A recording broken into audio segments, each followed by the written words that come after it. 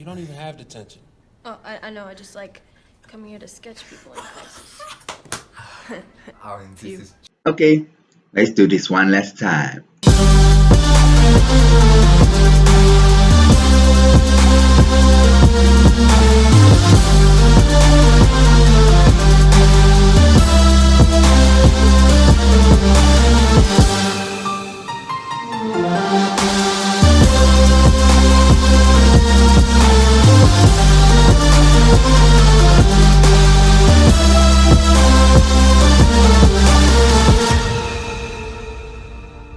Back with another video. Yes, got really real quick.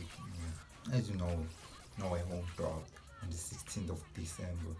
I went on the 17th, got the experience being in the cinema with like the liveliest crowd ever. I know every like a cinema was like that, but that was freaking insane. The energy in there was so unmatched. And in the midst of all that raw energy, some things went over my head. I missed some things, and unlike streaming, you can't always rewind. So today I'm reacting to Spider-Man No Way Home breakdown, Easter eggs, and details you might have missed by new Rockstars. Shout out to new Rockstars, like they always like do these Easter egg videos, and it's nice checking them out. Like I've been following Hawkeye and checking out everything I've missed out, and like I read like the Hawkeye comic book, but some things I didn't really even see, which were in the comic book, which are also in the series. But so I'm excited, I'm interested. Yeah, man. Let's get into it. Welcome back to New Rockstars. I'm Eric Voss, and this is a breakdown of Spider-Man No Way Home, a true Spider... Forgot to say, very important, subscribe to my channel. Yeah, do it. I'll wait. You done? Let's continue. Wait, before I continue further, if you haven't watched the Spider-Man No Way Home movie, skip this video. It's riddled with spoilers. Like, y'all aren't even supposed to see this.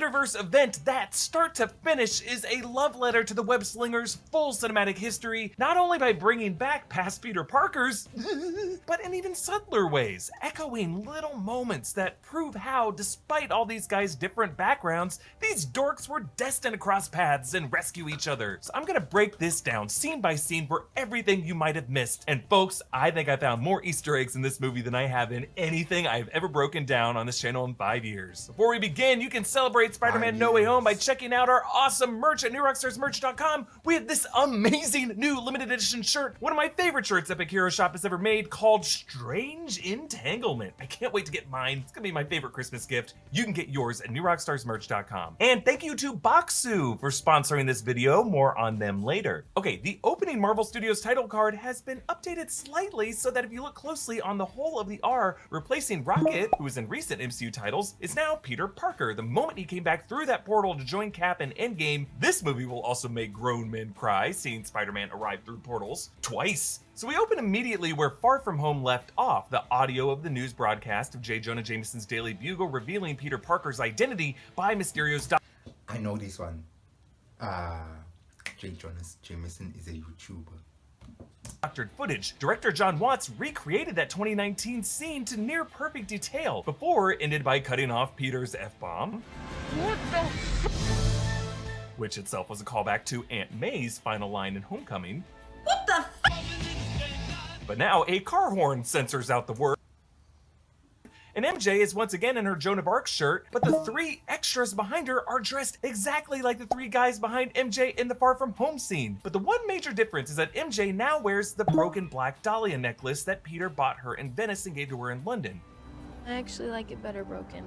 This necklace is the key to Peter and MJ's relationship because in the final scene, despite her memory of Peter being erased, something compels her to keep wearing that. Proof that she wasn't just with Peter because he was Spider-Man, and that she will wait forever for that I love you because she likes things better broken. Notice how one of the onlookers says, "You're just a kid?" Just like one of the onlookers on the train says in Spider-Man 2 when that Peter got unmasked. He's just a kid. Peter swings MJ through Times Square, where Jameson's inescapable broadcast includes an image of Peter's face half covered, as it often is in the Spider-Man comics, and they pass 2 billboards for Rogers the Musical, the Captain America musical from Hawkeye on Disney+. Peter lands MJ on the Queensboro Bridge, where they are spotted by passengers on the nearby Roosevelt Island Tramway, famous from the 2002 Sam Raimi Spider-Man film as the setting of the final battle where Green Goblin made Peter choose between Mary Jane or suffer the children. And then right after getting that Tobey era reference, we get an Andrew Garfield era reference when Peter thwips the manhole cover, recalling the very last time we saw Andrew Garfield on screen as Spider-Man. This is in front of Del Mar's Deli in Queens, Peter's favorite spot that showed up in Homecoming and in a deleted scene in Far From Home. But notice how it now reads Del Mar's 3, for this being the 3rd Tom Holland Spider-Man movie. Back in their apartment, Aunt May dumps Happy, oh, but then they walk in on MJ and Peter declothed, calling back Aunt May walking in on Peter and Ned just like this in Homecoming. But John Watts shoots all of this in a full 2-minute long take to heighten that awkwardness, and kudos to these 4 actors because the timing is so precise. Like when Peter fails to close the window shade the first time, he then thwips it shut, which feels improvised, like Tom Holland screwed up closing it the first time, but then was just like, oh, Peter could thwip it, and then they added in the VFX of the webbing after that. Also notice how Peter wears the same I survived my trip to NYC shirt that he wore in Homecoming as he came back home after Mr. Stark confiscated his suit. It's less baggy on him now because our little guy has grown up. The Daily Bugle broadcasts hammer away at Peter.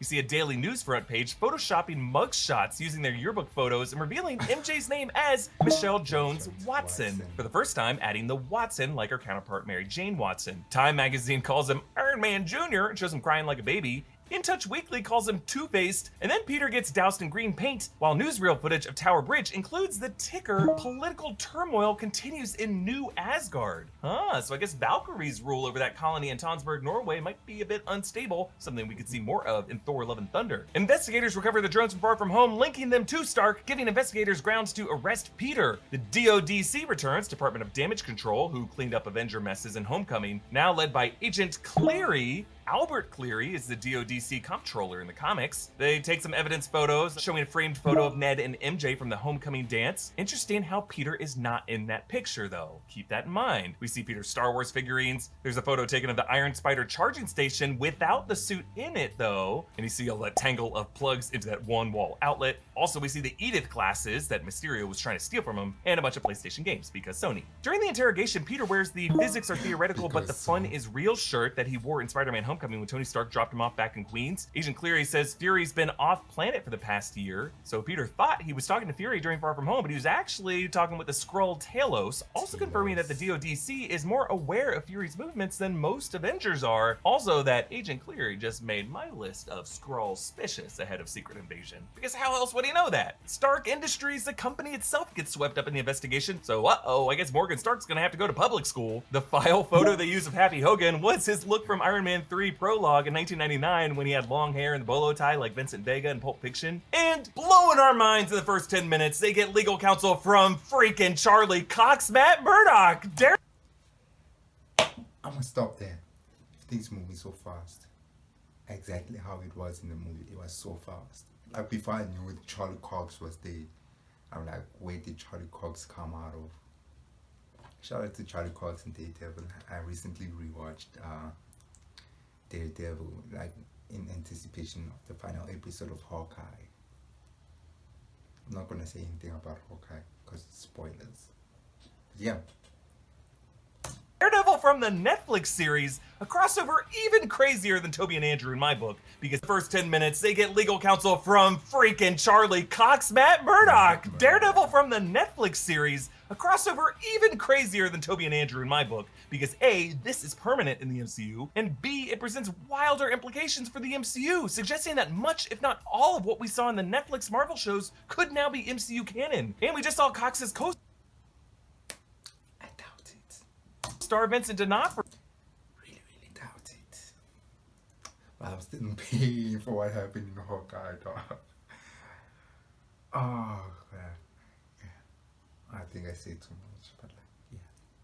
Mysterio appearing as Kingpin in Hawkeye in that finale episode will apparently give us some clarity on the exact canonicity of all those stories. But to be clear, this Matt Murdock is the superpowered Daredevil. A brick flies in through the window and he catches it with lightning fast reflexes, but I love how Peter's hand was also ready to catch that brick too, since he has Spidey sense. Also, fun fact, Jon Favreau played Foggy Nelson in the 2003 Daredevil. Cool! So they have to move into Happy's condo, where he swiped Tony's dumb E-robot that we saw in the first Iron Man film, also recovered in Iron Man 3, and we saw Happy yelling at it in Homecoming. Now, first on the TV, there are some people complaining about the new changes to the Statue of Liberty, which I agree. Why would you add Cap Shield to it? Also, while they're in the condo, Happy watches Downton Abbey, just as he did in Iron Man 3 when he was in recovery, and by the door, he has a bunch of spare security badges hanging. This was after he lectured everyone in Iron Man 3 that they have to have their one badge on them at all times. As Peter and MJ FaceTime, in MJ's room hangs her sketches of Peter with a rain cloud over his head, but also that one of Coach Wilson from Homecoming. Why are you here? You don't even have detention. Oh, I know. I just like coming here to sketch people in crisis. This is cheap. There's also that same photo of her and Ned from Homecoming, again without Peter in it, and a photo of pigeons in Venice. And on the bed behind her, she is reading Maya Angelou's I Know Why the Caged Bird Sings. Wait. Whoa.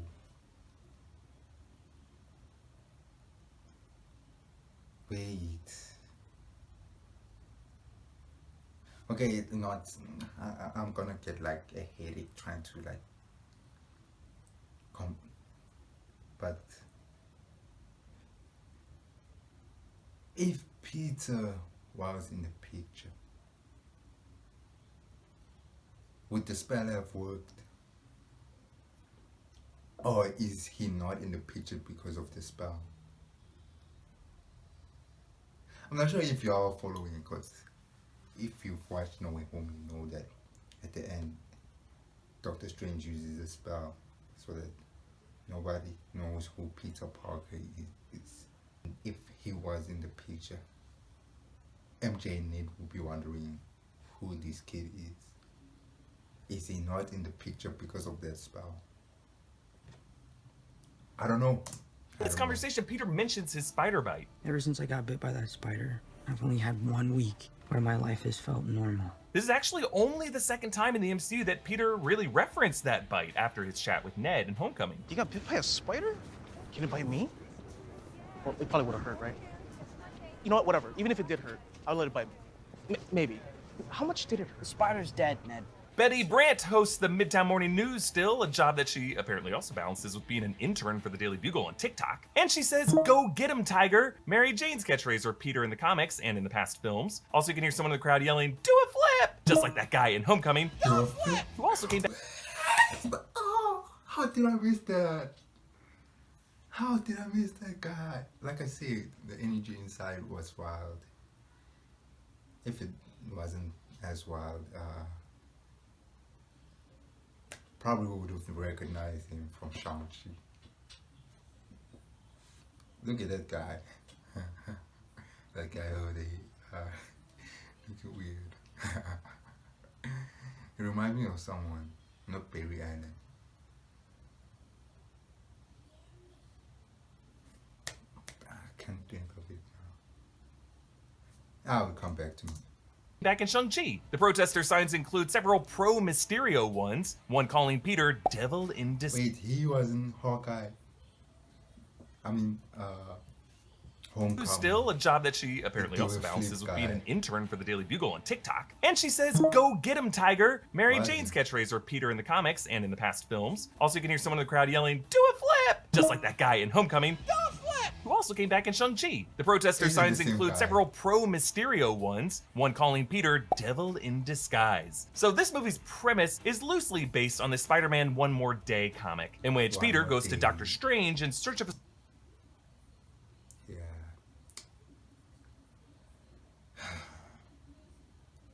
It was kind of a mixture. It wasn't just one more day. It was everything else. But like, yeah.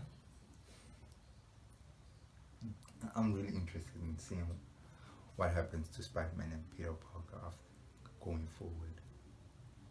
But like, what's the next movie? Freshman year. When is it coming out? Don't even have a date yet. I doubt it. Huh.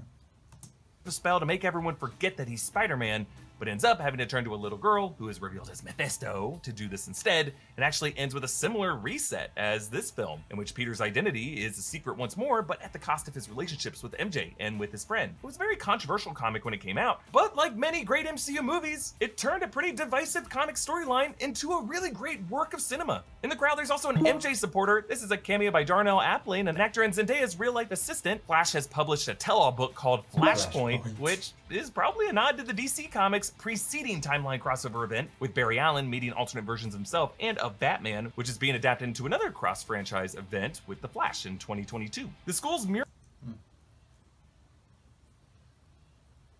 Do y'all see who acts as Flash Thompson right now? Do y'all see him as Agent Venom? I've always wanted to see a live action Agent Venom. Mural of great inventors throughout history that showed Howard Stark in Homecoming has also now added the faces of Abraham Erskine, who is the inventor of Cap Super Soldier Serum, as well as Hank Pym in the upper right corner. Coach Wilson, Mr. Dell, and Mr. Harrington greet Peter with a display case of Peter's academic decathlon awards and his blazer. There's also a photo of Peter and MJ in Venice, where it looks like Mr. Harrington might have pasted himself in from one of his selfies that he took then. Later on the rooftop, MJ reads a New York Post. That is the salacious tabloid that they actually based the earlier Daily Bugle designs on, reading Peter Parker and his spider minions, showing Peter puppeting Ned and MJ. Below reading, his hypnotic spider senses seduced Jones Watson. Male spiders actually do release hypnosis-like pheromones, and ironically, Peter does allow MJ and Ned to be brainwashed, but to forget about him. Peter rolls over to kiss her, and the textbook that he rested his head on was chemistry. I see what you did there. I thought we wouldn't notice, but well, we did. Also, written in graffiti on the background is Ditko, a reference to Spider-Man co-creator Steve Ditko. Peter gets rejected from college after college. Dumb-E gradually reassembles Death Star until the MIT one comes in and Dummy just breaks it, just like Ned did. And all three of the friends get rejected, which is a bummer because MIT is Tony Stark's alma mater, where he handed out scholarships in Civil War, and where future Ironheart Riri Williams goes to school. The witch string lights actually have little goatees, making them little Doctor Stranges, giving Peter the idea of what Avenger to return to, and we hear the notes of Doctor Strange's theme here that leads Peter to 1778 Bleecker Street, the Sanctum Sanctorum. Inside, one of the shoveling apprentices is played by Emily Fong, who worked production on Infinity War Endgame's Shang-Chi and Black Widow. Wong arrives and explains how one of the Rotunda gateways opened to Siberia and let a blizzard in. We saw those gateways in the 2016 film. I will say, the production of this movie went to an insane amount of effort to freeze over the sanctum for just a, oh, left the door open to Siberia gag. I'm wondering, with those floodwaters pouring into the sanctum in the Multiverse of Madness teaser, this may be a bigger indicator of this reality destabilizing. Strange floats in wearing a Columbia University hoodie. Columbia is his alma mater. We see another one of these hoodies floating by the laundry machines downstairs, and he's carrying a mug reading, "Oh, for Fox's sake."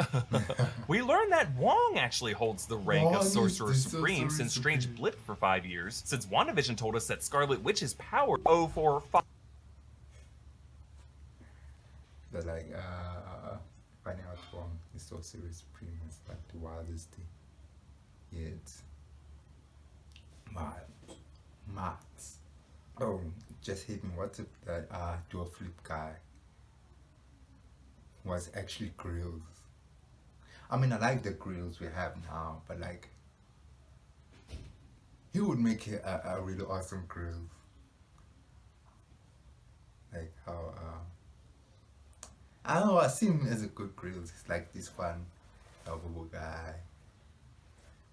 It's just warm and fuzzy, but has problems with his father because like his father thinks he wasted his life or something. Am I being too stereotypical? But like, I see him as a good grill. Fox's sake. We learned that Wong actually holds the rank of Sorcerer Supreme since Strange blipped for 5 years, since WandaVision told us. Bruh, Strange was so salty about it. It's like, oh, he's like, I'm the Sorcerer Supreme. It's like, oh, only on the technicality, because I blipped for 5 years. Like, what else were they supposed to do? Even like Rambo lost her position. was that Scarlet Witch's powers surpass those of the Sorcerer Supreme, that might mean Strange might be even lower on that sorcerer hierarchy than we thought and might need her help even more. Strange says that Peter's request to reverse time is selfish, plus the time stone was atomized, but Peter says, quote, "It's not about me. I mean, this is really hurting a lot of people." In doing so, Peter uses the same words that the Ancient One used in her crucial lesson to Strange. It's not about you. And so, Strange agrees to help him, using a spell called the Runes of Kafkal. Oh, must have felt that. Oh, damn. Not sure the spelling, but Kafkal isn't from any of the comics that I know of, but what Wong says, the memory wiping spell travels the dark border between known and unknown realities, suggesting that to enact this spell, you have to kind of bridge with other realities of the multiverse. And he leaves them through a portal. You can see that bell tower in the background, that's actually in the Kamartaj courtyard. Strange explains how the Sanctum is built at an intersection of cosmic energy currents, that they weren't the first to seek this out, with walls thousands of years old, and that they shot an episode of The Equalizer there in the 80s. The spell goes crazy, and Peter shouts, basically everyone who knew that I was Spider-Man before should still know. That is the rule by which characters get warped into this reality, also suggesting that Kirsten Dunst, Mary Jane, both Harry Osborn, several others might have also been briefly walking around in the MCU, but also tells us that Venom, through his multiversal symbiote hive mind, must have known that Peter is Spider-Man, though I didn't know when Electro found out that Peter was Spider-Man, unless the... Yeah, that was kind of weird. Like Electro. Would have been nice to see Harry. Like, they didn't even mention his name. Like, Norman Osborn couldn't even, like, mention, like, it's like, and my son. It was like, it was as if he's forgotten his son's name or something. I wonder what, like, if there is a Harry around. Maybe, now that, like, Ned and then Michelle and I'm saying Lords, I should stop saying Lords. Peter Parker don't know each other. Peter might make a new best friend. His name is Harry, because there is an Osborn. Like he says, like, my son, as if he's met his son in this universe. I don't know. There's some kind of Spider-Man Mandela effect that I'm suffering from. It's possible. As this purple void surrounds them, Peter is Spider-Man, though I didn't know when Electro found out that Peter might have also been briefly walking around in the MCU, but also tells us that Venom, through his multiversal symbiote hive mind, must have known that Peter is Spider-Man, though I didn't know when Electro found out that Peter was Spider-Man, unless there's some kind of Spider-Man Mandela effect that I feel like that was added later, like the whole Venom thing was added later, because it's the post-credit scene of Venom. Maybe they did say that, like, they thought of it later, because, like, Kevin Feige was involved with the post-credit scene.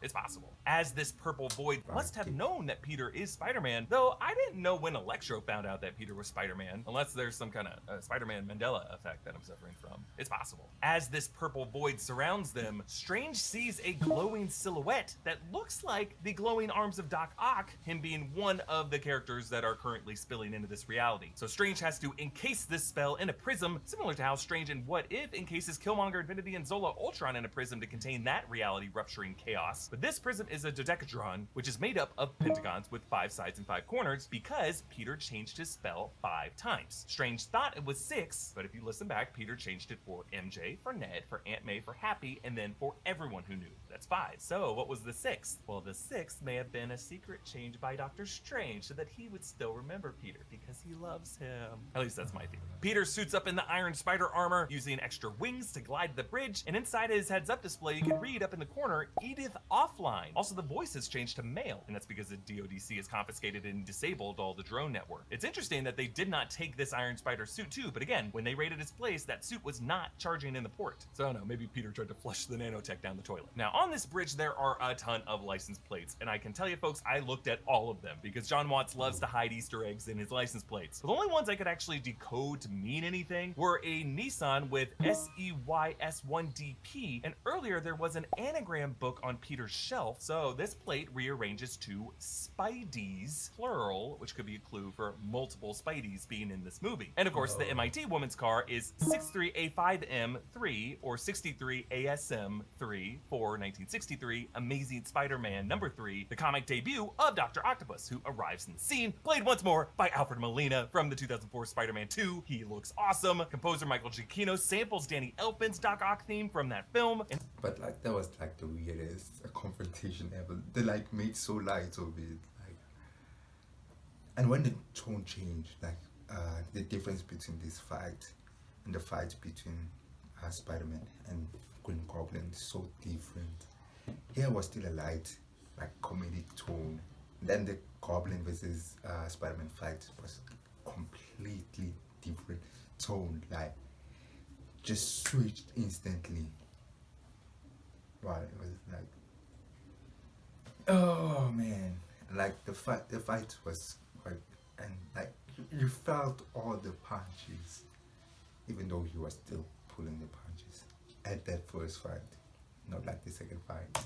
And as his claws smash through this bridge, note that the claws light up red, which in that 2004 film was how we knew when the claws were controlling Otto's brain. So this must have happened before Peter converted him, at which point the lights flickered back white. Doc Ock brings up his machine here, his fusion device that he was working on in the movie. What have you done with my machine? And he quotes his line from the 2004 film, his whole goal. The power of the sun. The power of this. In the palm of my hand. Now, at one point, you'll notice Peter webs one of the claws to a car door to make it harder for Doc Ock to grab anything else to throw at him. Doc Ock pries off some of Peter's nanotech, which then absorbs onto his arms. So if you remember back to the first Raimi film, Norman Osborn was an expert on nanotech. I'm something of a scientist myself.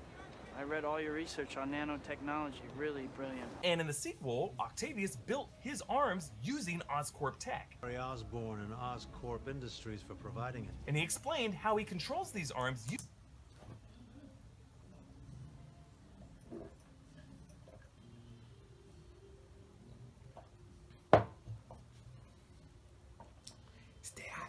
using a neural link. These smart arms are controlled by my brain through a neural link. Nanowires feed directly into my cerebellum. And since the Stark nanotech is controlled neurally as well, that would allow Doc Ock's tech to be compatible with it. However, that link goes both ways, so Peter is able to pair with the arms and control the arms remotely. And then Otto snaps at his arms saying, "Listen to me," calling back what he said at the end of the 2004 film. Listen to me now. Then Green Goblin swoops in, but Doctor Strange portals them back to the crypt where the lizard is already contained. Doc Ock asks Strange if this is a birthday party, just like Tony Stark referenced Dr. Strange's Jimmy Kimmel bit when they first met. What is your job exactly besides making balloon animals? Peter enlists MJ and Ned. Ned asks Dr. Strange, How did you know you were made of magic? Because my Nana says that we have it in our family, and sometimes I get these tinglings in my hands. Wait, quick detour. Did anyone get that SNL reference from Hawkeye? I think I got it from New Rockstars, one of the Easter eggs videos of Hawkeye, where I hide this thing. The other Black Widow told you, and then she can really reunite with Natasha and live the Sex in the City life. Don't know why I decided to digress, but like that, there's a Jimmy Kimmel reference. Made me think of that too. The doctor, physician. That's why I love the MCU. and later, Nana's home has a display of ancient blades, and Ned successfully operates the sling ring, which surprises Strange. So yes, it really does seem like Ned might have a future as a sorcerer in the MCU. Then down in the Undercroft, there's all kinds of creepy goodies. A doll turns its head at them. In the fridge are a bunch of creatures, a floating eyeball in a jar, a claw creeping out from under foil. MJ finds a goatee guard that Strange must use to get his goatee perfectly shaved. And then MJ goes on TikTok to find people on homemade gliders replicating Green Goblin, another with a Frost Giant cosplay that reads, "I am the Green Elf." And then at the end of this, they're finally able to track down Electro, where Peter also finds Sandman battling Electro with his suit turned inside out. Sandman helps Peter because they were on good terms. That was one of the weirdest things. Like the suit, we thought it was like a new black suit, the armor suit, when it turned out it was just his suit turned inside out. I ain't mad. I'm just disappointed. Confirms at the end of the 2007 film, but Electro Jamie Foxx now has a new body looking a bit cooler. And while Dr. Connors later calls it out since they didn't know each other while they worked at Oscorp in the same continuity, this new body is never really explained in the movie. Meanwhile, Willem Dafoe, Norman Osborn, my favorite actor in this movie, argues with his goblin helmet, just as he would in the 2002 film, but the argument ends with him shattering the helmet. But even after it shatters, the goblin voice laughs, meaning breaking that helmet did not destroy the identity, it just fused it into Norman's soul. Notice the framing of this broken mask as Norman walks away matches the framing of Tobey Maguire Peter leaving his suit behind in the garbage can in the 2004 film, but in both cases, the characters get dragged back into the returns to the Feast facility, that's the homeless center where Peter works in the comics and in the games. Someone tagged the sign outside with Mysterio was right and a green circle over Peter's head, just like Mysterio's fishbowl helmet. Inside, Norman plays a convincing, mentally disturbed man saying, "Someone's at my house. Oscorp doesn't exist. My son." And he trails off, referring to Harry Osborn, of course, but also telling us that Oscorp, at least any company named that, is not currently in the MCU anywhere. Notice how he wears a green coat over those purple sweats, Goblin's colors. Meanwhile, Aunt May's costume is worth looking at. She's wearing a blue jumper with a red sash that could be foreshadowing the bloody wound that causes her death. Aunt May tells Peter to help Norman. Peter says, "This isn't my problem," which she gets mad at him over because it recalls Tobey Maguire Peter's fateful decision not to intervene, which led to Uncle Ben's death. I missed the part where that's my problem. J. Jonah Jameson's upgraded Daily Bugle show, which is really thanks to his Spider-Man coverage, now pushes supplements, which is another jab at Alex Jones. The Chiron reads, "Why does Spider-Man hate national monuments?" recalling the Washington Monument in Homecoming and Tower Bridge in Far From Home. Meanwhile, Otto Octavius recalls the moment he warped, saying he had Spider-Man by the throat, so this must have happened right before Tobey changed him in this moment in the film. These things have turned you into something you're not. Don't listen to them. It was my dream. Sometimes, to do what's right, we have to be steady and give up the thing we want the most, even our dreams. You're right. What happened to Meanwhile, the Max talks continuation about of being the absorbed other into the grid, about to turn into pure energy, recalling the Amazing Spider-Man 2 when Peter and Gwen hardwired Electro to that grid and overloaded his chip. And then Lizard asks Max if he dies, but he never gets an answer, and that's because Lizard doesn't actually die in the 2012 film. He ends up locked up and approached to join a future Sinister Six. So Strange shows them the box, the Machina Dichotomus, in Latin roughly the division machine, which he could use to send them back to their universes, but Peter and Strange debate over this. Strange says, in the grand calculus of the multiverse, their sacrifice means infinitely more than their lives. The subtext, of course, being his guilt for sacrificing Tony Stark as part of his complex calculus from seeing 14,605 future outcomes to defeat Thanos. If you think about it, calculus was also the type of arithmetic on He Who Remains chalkboard. And I just find it interesting that Peter overcomes Strange by doing simpler geometry. It's still super nerdy, just not overthinking it, doing as much 4D chess as those guys are. So Peter snatches the box and Strange pursues them, trapping him between portals so that he whips his own foot. I love it. But then he brings Peter back to push his astral soul from Wow, his physical body. This is actually my favorite scene. No cap.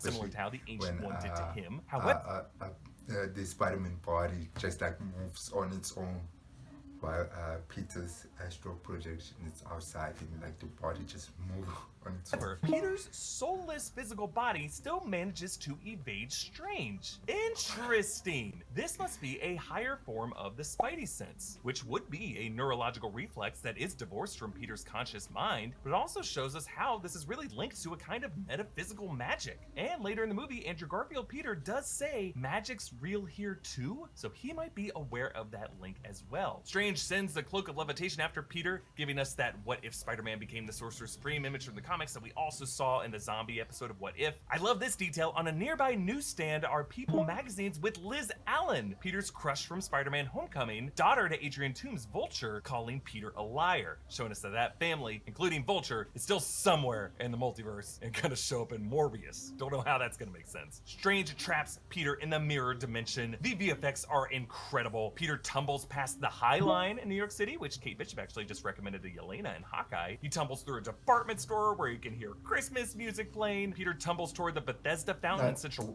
We in the timeline is this movie actually? I know it's the beginning of the senior year. Is it after or before Hawkeye? That's what I want to know. But I'm also not sure where Hawkeye is actually. Is it still in 2024?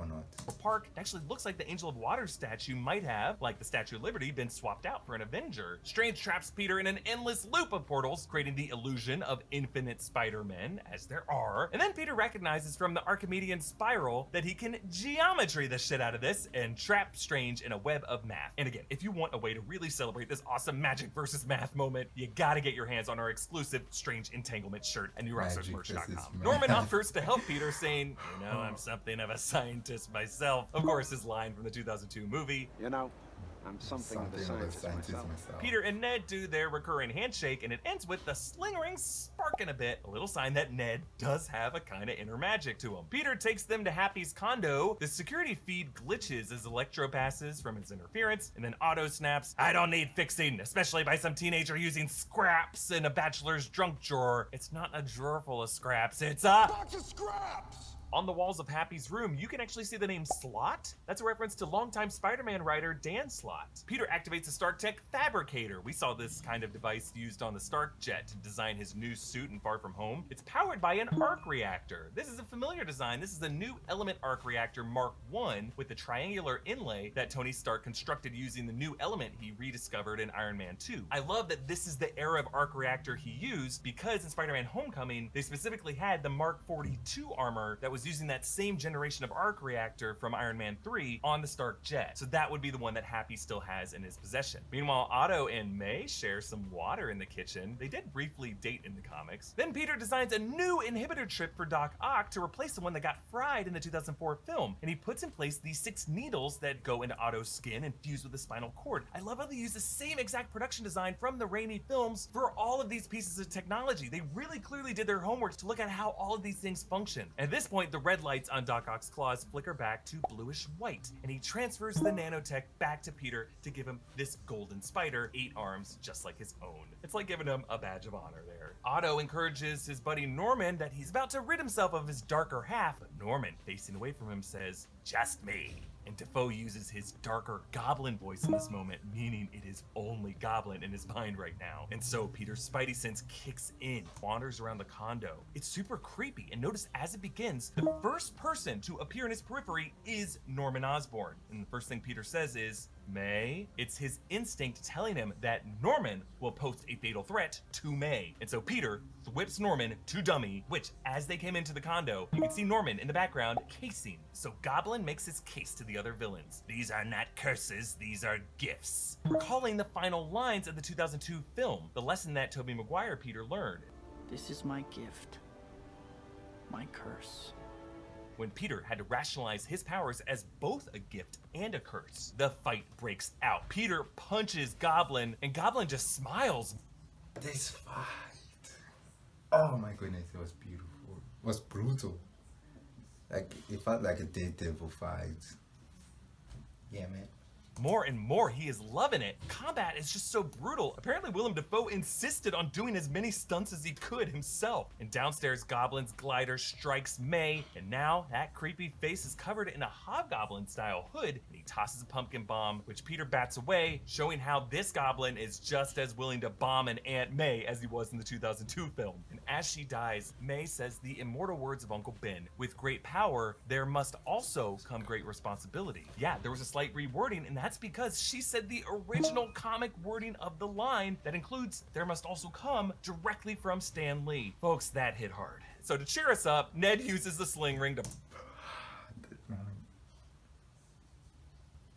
I was upset mostly because I was the only one crying and clapping at the moment. So that was like the one moment where it was silent. I don't know if it like people felt so sad or like, but that line was such a huge payoff for me.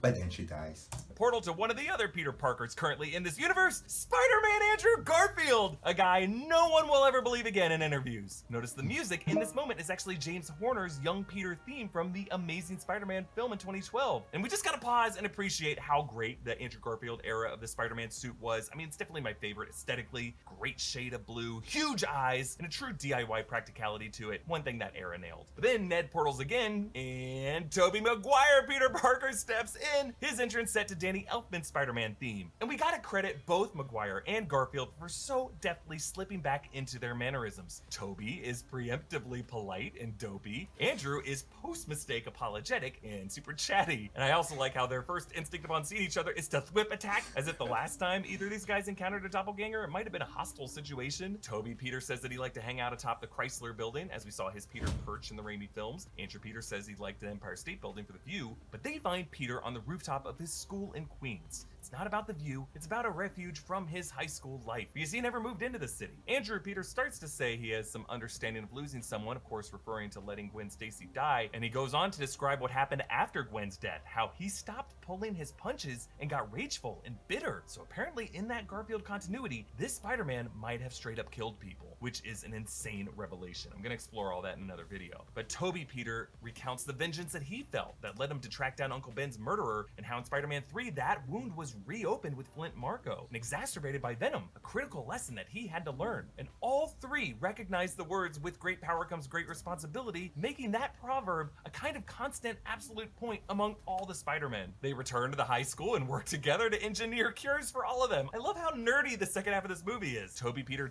tells Ned that his best friend died in his arms after trying to kill him, referring to Harry Osborn in Spider-Man 3. Meanwhile, Tobey Peter tells Andrew Peter that he and Mary Jane eventually made it work. Ned calls her Peter, and all three of them look up, confusedly pointing at each other. Of course, I've seen that happen before. Like people with the same name and you call them and they both answer. It's kind of weird.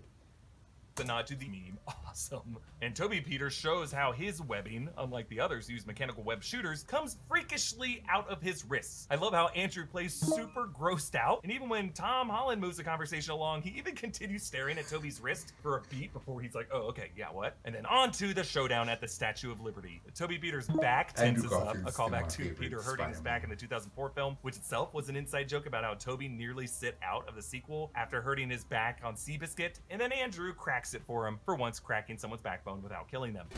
Tobey talks about how he fought an alien made out of black goo, of course referring to Venom, his Eddie Brock played by Topher Grace, and setting up Tom Hardy Venom's arrival in the post-credit scene. And then Tom Holland Peter talks about how he fought Thanos, and then Andrew's like, oh, I'm lame. I only fought a Russian guy in a rhinoceros suit, of course referring to Paul Giamatti's Rhino. But I love it. Tobey Peter talks him up, saying he's actually amazing, giving Andrew Garfield the credit he deserves. Despite his amazing Spider-Man era often ranked the lowest by fans, he's still amazing, and now he's got his brothers. But I love how the first time these Peters try to work together, it totally fails, since they are more used to being solo acts. So while Andrew and Tobey teach Tom how to mourn and to forgive, Tom teaches them the one thing his era of Spider-Man had that theirs didn't: cooperation with superheroes more powerful than he is. At one point, Tobey just straight up screams, "How is this helping?" And Andrew Peter asks if the Avengers are a band, calling back when Bruce Banner asked if the Avengers broke up like the Beatles. The Avengers broke up. We're toast.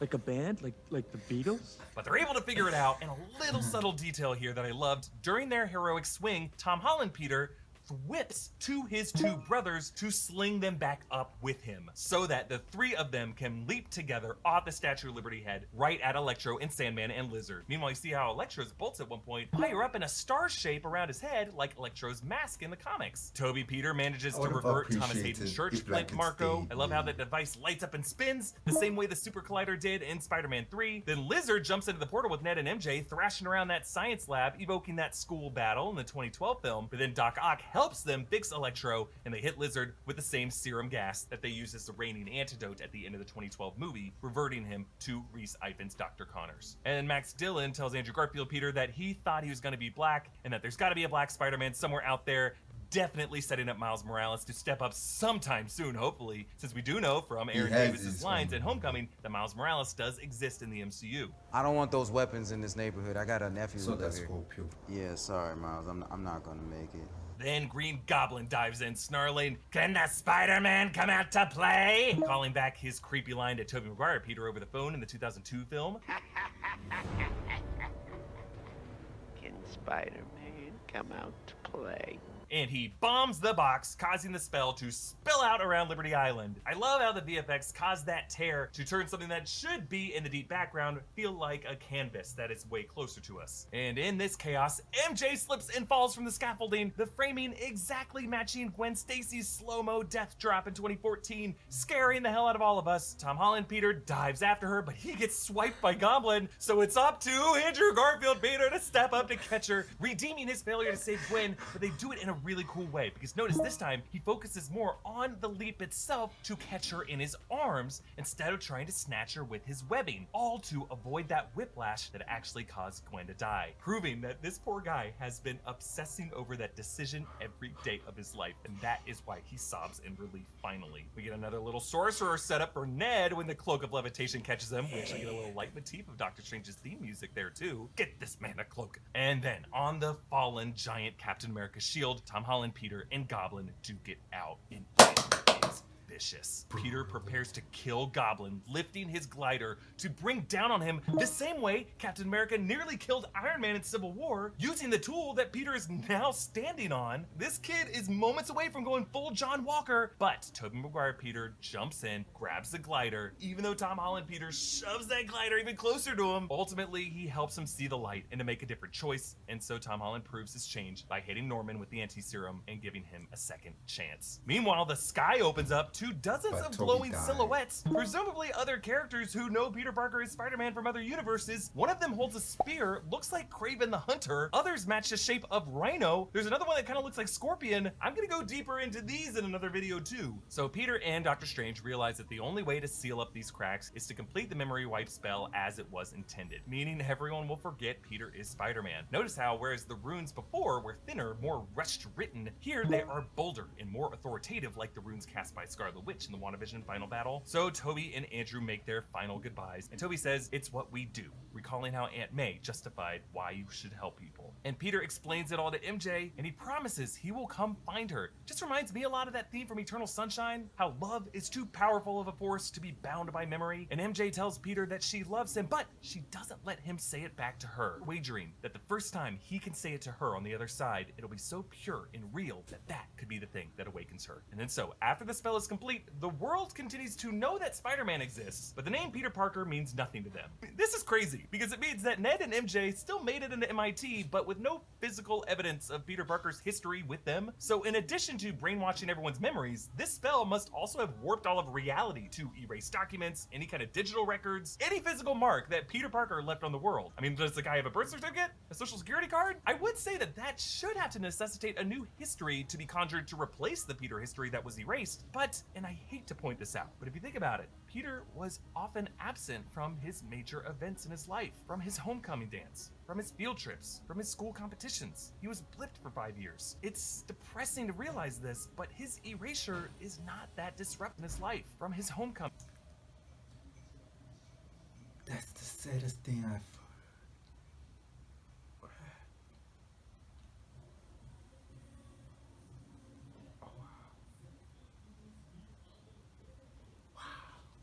It's depressing to realize this, but his erasure is not that disruptive to his friends' lives. I mean, essentially, this just means MJ and Ned spent more of their teenage years alone, which for MJ, reading a book by herself is just kind of who she is. Ned tinkering with his Legos is who he is. I mean, yeah, it's sadder the more you think about it, but it's true. That's why Peter makes this sacrifice, because he knows his loved ones can get by without him. And so, when he finds them back in the Peter Pan coffee shop, himself a kind of Peter Pan stuck watching kids grow up and move on without him. However, MJ still wears the Black Dahlia necklace, so somewhere deep down, she still loves him. And the coffee cup she gives him reads, "We are happy to serve you," a cup that he holds on to remind himself to serve. By the way, we actually saw the Sanctum Apprentice with one of those coffee cups earlier, when she was trying to fix that same artifact that Thor also broke in Ragnarok.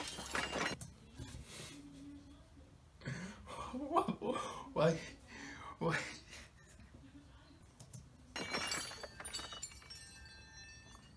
That cup also Why showed is up on the it still there? dashboard of the Tracksuit Mafia in Hawkeye episode 5, and Peter almost says to MJ, I love you, but he stops himself and he waits upon seeing the Band-Aid because he doesn't want to hurt MJ anymore. So to protect her, for now, he walks away. Peter visits May's grave. You'll notice the flowers cover the birth and death dates. I guess because, as Tony Stark observed when he first met May in Civil War, we never do quite know how old May is. Happy shows up, doesn't know who Peter is, but he compares this feeling to losing Tony. And Peter sets up his new apartment. I am Doesn't it look like the same apartment as Peter had in Spider-Man 2? That's what I was thinking. praying that they can find a way to make Mr. Ditkovich his landlord. You'll notice he has a GED test prep book, and that's because this guy has no academic record anymore. Also, we see he sets up his Palpatine Lego, which was the first we saw of Ned Leeds back in Homecoming. And he wears a new suit with brighter blues and swings out past 30 Rockefeller Center where... Wait, did he like sew his own suit? Didn't I miss that? Like, did he? The upcoming finale of Hawkeye will be set. I don't think we'll see Spider-Man swinging in the background of that, but a guy can dream. Being a stranger to the community Peter Parker relied on is so painful, but it does force this kid to mature into the selfless hero that his forebears showed him how to be. At times, the life of a hero is a lonely one, but all those people are still there, and they may not remember, but they still love him. And one day, he will find his way home. That is everything I found in this heart-wrenching and beautiful Spider-Man film. But there's so much more I want to say about this movie, so to support our channel and help us do that, please check out one of those great merch options at newrockstarsmerch.com. That strange entitlement design is calling to you. The movie was great. It's awesome. It's beautiful. So much happened. Like, so much different emotion. Like, the experience of it was so unreal. So I believe there was like a whole year people didn't do this.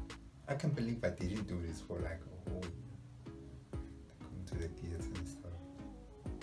Great movie, great experience. Like things I remember, recall from the top of my head. The Goblin versus Spider-Man fight. Really brutal, like brutal. I think that's like the most brutal fight there has been. Like literally brutal. Like nobody died, but like they went off. I don't hate the Spider-Man franchise, right? The MCU, the Homecoming trilogy. I don't hate it. It's just that they didn't pick that Spider-Man picture I wanted. Like the other two Spider-Man franchises did, but this one did. Like showed more emotion. Like, yeah, playing them in this video here. Oh yeah, people are campaigning for a third The Amazing Spider-Man movie, which I don't mind. Maybe they can set it into like after No Way Home. But when all that's said, make sure you like, comment, share, subscribe, and all of the good stuff. Slide.